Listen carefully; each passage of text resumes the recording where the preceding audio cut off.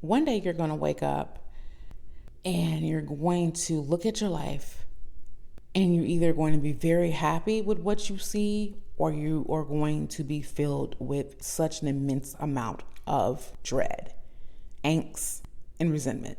It is your choice to which one you wake up to. May take some work if you're not where you want to be, but it is worth it. This may be the last episode that I produce for this particular podcast. It's been a wonderful endeavor, but I believe in reciprocity and ensuring that what I'm putting my energy into actually is making an impact. I'm always about legacy and what I'm leaving behind for others. And that if I can help and support at least one person, but it is important to me to ensure that I leave not just helpful tips, tricks, and practicality, but how I got to where I am. So over the last few seasons, we have gotten into areas such on femininity, identity, real true reinvention that is authentic, really into the core and heart of self as a woman. I think about what I would want someone to tell me if I were younger. If I were 20 years younger, what would I want to hear? What would be things that would be the most impactful? I'm not one to get into the cliche things because that's been done so many times, no matter how, whatever package you want to put into it. I want to get into the uncomfortable aspects of things because I think in our society, there is a lot of incentivization on things such as intelligence, competence, the rejection of beauty, so many different facets that are important. And it's even more important for someone like myself to be the one actually bringing these things up because there is a different lived experience that is important. It is one thing to be able to provide information from a very high level, detached, more so reading the facts research way. And then there's also the combination of the two. You have data, but then you also have the experience, how it actually was impactful to you in your life. And so I'm going to share these things. They're not going to be perfect. They may make you uncomfortable. You may even be very against it. But at the end of the day, this experience of life has brought me a treasure trove of information and insight that is vital to my existence to share. So the first thing I want to talk about is how we can weaponize our intelligence and think that intelligence will somehow make it to where we will not do what I like to call self-abandonment. So you can get all the certifications, you can get the doctorates, you can get whatever you want.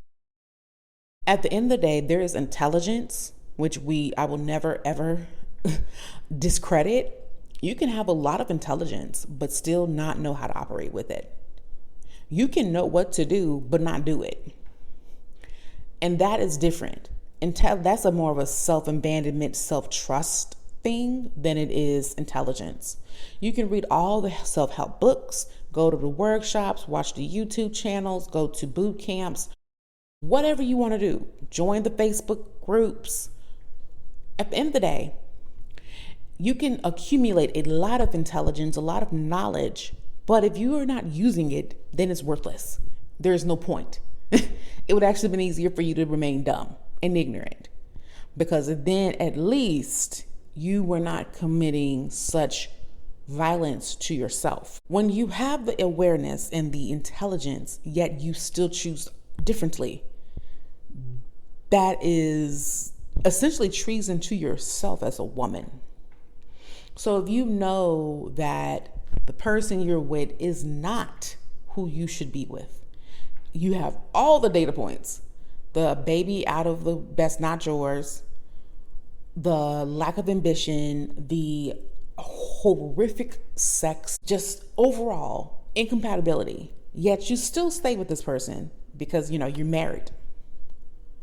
That is completely idiotic and completely just violent to yourself. Intelligence will not save you from abandoning yourself, because that is something even deeper and more insidious inside of you. And unless you do the inner work, you will continue to be very perplexed in your life. And the perplexion is not a lack of intelligence.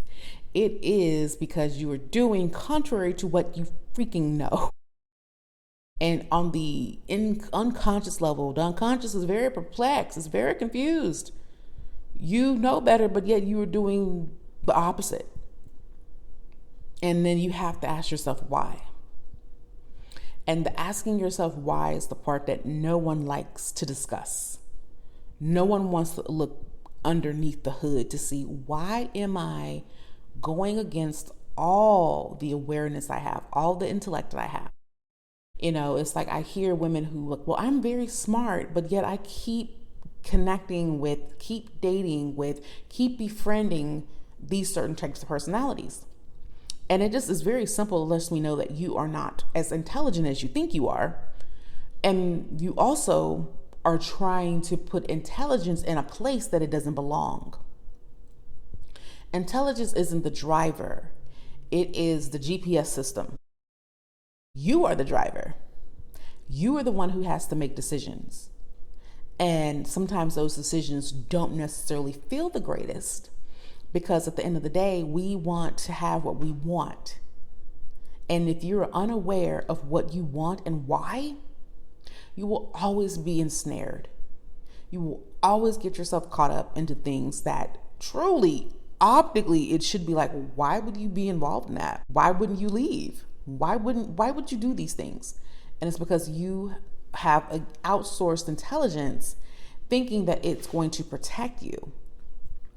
But all it's doing is causing you actually a lot more grief and confusion. Because a lot of times we think, well, they're smart, they'll figure it out. That is not always the case. This is where you would need to have both book smarts and street smarts, if you will. You need to be able to strategically see what's going on, be able to make a decision, and then execute. And that, my friend, is something extremely important, and some lessons that I had to learn the hard way over the years. This is typically often used towards men in what they lust after. But this is also for women, because often women are put into lust. If you lust for a man because you think by being with a man it makes you something, you have just royally screwed your life in multitudes of ways. That allows you to be vulnerable to whatever little feminine type of energy that's out there that's looking to drain you and discard you. If you've ever noticed that you see sometimes a very imbalanced connection in relationships where you'll see this guy, he's, optically very handsome, like you can't deny that. And then he's with this woman who looks frumpy. And essentially she's financing the life. He looks like he's becoming more and more radiant as the days go on, and she looks more drab and drained and dull. That imbalance is often what I see with very intelligent women. But what it is that you are not aware, or maybe you are aware of why you want what you want, but you are choosing to ignore it. You're choosing not to do the inner work in order to correct it so that you can actually be with what you desire on a level of, I deserve XYZ. There's nothing wrong with wanting a man that looks good. I would prefer that. But if you are only after that because of what it looks like, it's like with men, they will get the trophy wife. And this trophy wife is to essentially cover a multitude of insecurities about the way that they feel about themselves. So if you can also operate that same way. And so like, oh yeah, I want a real hot, fine man. But it's because you feel very insecure about you and you're wanting to use this person as a smokescreen to cover up your wounds. The best thing that you can do is to ensure that you know why you want what you want and ensure that it's aligned and not let your intelligence whoop your ass. This next area I want to hit is, it goes along with the first point, but your competence is not going to be a protection. So I have had these thoughts in my life, and I have definitely heard of many other women who believe that, well, I went to college, I was a good girl, I didn't party, I didn't drink, I didn't have sex with anyone, I didn't do XYZ, I went to class. Why me? Why am I not at X level, or I don't have X thing? It is one of the hardest parts to reconcile with that. Just because you're smart does not give you an easy pass through life. If anything, our society really hates women in general, so misogyny through and through, but even more disdain is towards the woman who is of intelligent means. And this is because she's not supposed to be intelligent. The woman who is very aware and pushes back on idiotic things is going to be the woman that society hates with its most venomous hatred. Your achievements will not insulate you from the world. I feel like when I was younger, I used to get told, well, you being so smart, you're going to be a boss one day. The people who wouldn't want to be your friend now, they're going to be your employee. And they send you out into the world. And when you have all these insecurities that should have been actually resolved, but you go into the world with those insecurities, but you have that tape running through your mind, and you believe that, hey, I'm going to put in all this effort and work, and this is what's going to make me finally be on top. I'm sorry to be the one to bust your bubble, but that's not the case. It is an uncomfortable feeling to understand that you can do all this extra effort, yet still not be where you want to be.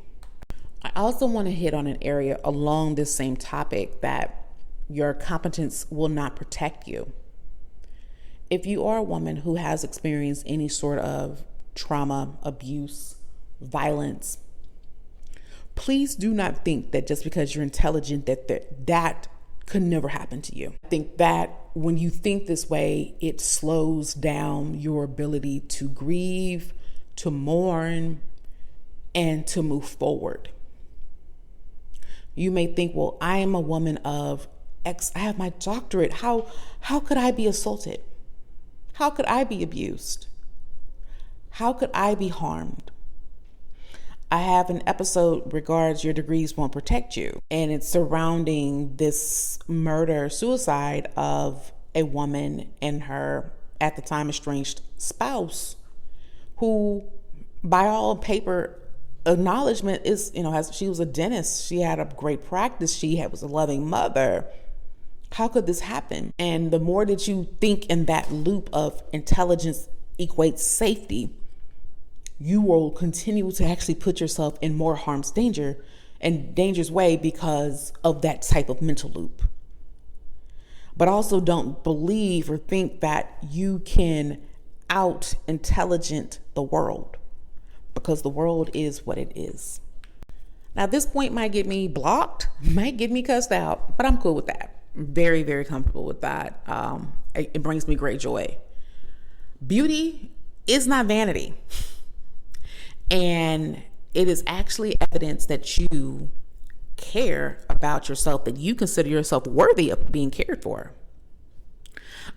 As someone who identifies more so under the womanist perspective versus the feminist view, a lot of feminists really try to preach this mentality of stripping away all of your aesthetics, and I don't need to look pretty for anyone, and burning of bras, not wearing makeup, whatever. I believe that one should cultivate whatever beauty is for them, but you do need to cultivate it. As much as we might think that beauty is trivial, is frivolous, beauty, it creates so much inspiration. It is, to me, the way that I can tap into my creativity. The linear, man-made, sterile world does nothing in the way of stirring the juices of creativity. And creativity is everything that we touch and see. So if you're sitting, listening to this podcast, There was some creativity that had to happen because everything that we see at one point did not exist. And there was a creative aha of, I want to create X and bring it forth into the world. That is creativity. And creativity is often inspired by beauty. So I'm a big believer that you can be very intelligent, but also be very beautiful. We like to ridicule women who do things into their beauty. So maybe they've went and got a BBL, they got a boob job, they got a nose job, they have their hair done, they get skin treatments, like they do their nails, their toes, the whole shebang. They wear makeup. I have been ridiculed for many years for playing into makeup. I've been told that because I am darker, fat, and essentially for societal views, the social construct of race of being black, that I'm not supposed to be into those things, and that I'm supposed to just kind of be a mule. I'm not supposed to look after myself in a way that is reflective outwardly. Now, you need to shower, do your basics. That's all they think that you should do. But to sit and take time in the morning to beautify, to wear a wonderful fragrance just because it's a random Tuesday in October, that is seen as heinous and insane because you don't fit what is societal's view of what should be valued. But when you say that I'm worthy and deserving and I want to look like XYZ and I want to put time and energy into the way I look or to look better, that is not a frivolous endeavor. That is communicating with the universe, because we all are nothing but a facet of the diamond that is the universe. We are a piece of that. And when we don't invest into our looks, we are not investing in the divine at all. And if you're someone who is very spiritual, very awakened, you understand that it's not a choosing of either intellect or beauty. It is the integration. It is not a if or this, it is both. So I am intelligent and beautiful. I am beautiful and intelligent. I am beautiful and very strategic. I'm beautiful and very resourceful. I believe when I endeavored into losing 100 pounds when I was in my 20s, I got so much heat from people because I was putting time into myself. Now, I didn't have any children. I still don't have any big head babies. But it showed me now, reflecting, that people enjoyed me looking a mess. They enjoyed me being overweight because it made them feel better about themselves, be it that they were smaller or they didn't feel stirred into them. But by me putting forth the time, working out, eating differently, doing those things, it also meant that how people engaged with me was different. I did not accept certain aspects anymore. I didn't let laziness be the offering of nothing to me and me to give myself over to it. I began to demand different things because I was putting energy into myself, because I saw myself as deserving, and therefore my reality had to shift. Some people are more invested in you remaining the way that you are because they are benefiting off of that. They're able to drain you. So, but if you're taking your energy back, that means they can't access it. And that upsets them. And so they will do and say things. And this is on a micro level, but this is also your community. And this is, when I think of the community, I think if you're like anyone who goes to a organized religion, like church, Christianity, or any of that, there's always this huge issue about beauty and that it's vain and that you should stay hidden. No, that is because they want to be able to drain you, exploit you, and extract all that is wonderful and beautiful from you. And they understand that creative energy is wildly fertile and therefore can be used for whatever they want. Tap into your beauty. Do what you need to do for yourself. If that's getting up for a walk and doing your skincare, so be it. If it's I want to wear makeup and I want my boobs out, Go forth and prosper. I have felt more just delicious by investing into myself. And it definitely costs. There's definitely some things I want to do more. I am not against plastics as long as you do it well and you research it well. And it's also being from a place of not insecurity and not inadequacy, but I want to enhance. I want to make this to be the best that it can be, but do it intelligently and do it with the most financial prospect.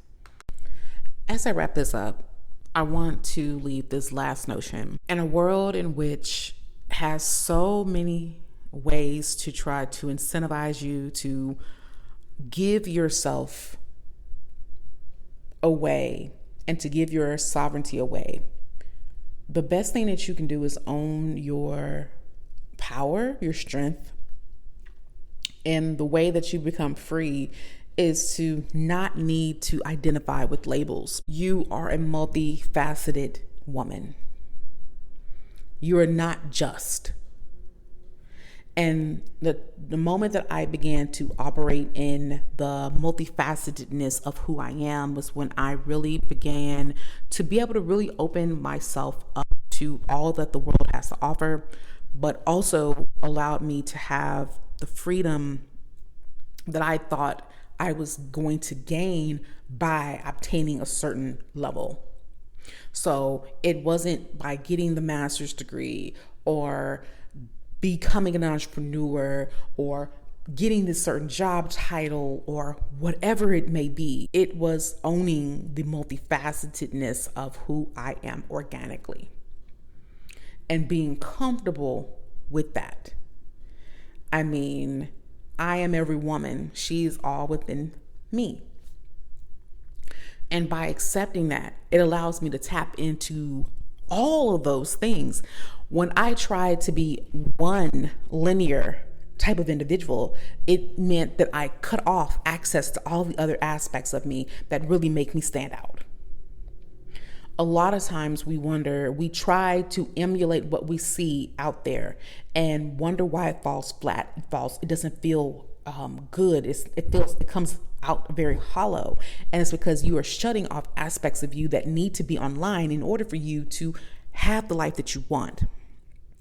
As someone who's been into content creation for almost close to a decade, I can see the times in which I tried to package myself in a way that what I could see was actually trending, what was actually getting to get those brand deals, was getting the views, that's getting the numbers.